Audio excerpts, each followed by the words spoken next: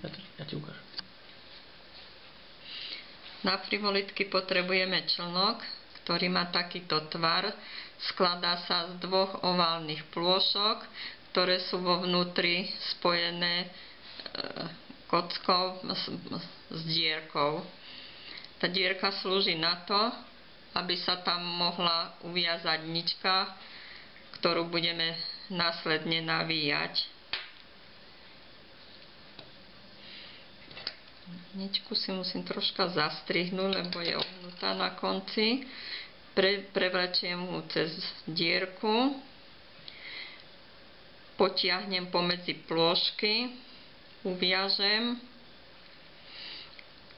aby sa mi nička neklzala.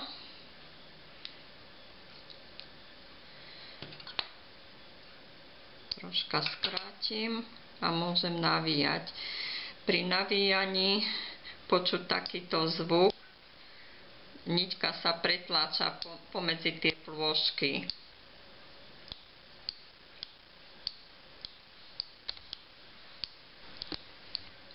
Pri navíjaní sa mi troška stáča niť, tak si chytím niťku, natiahnem, nechám ho odtočiť a pokračujem ďalej.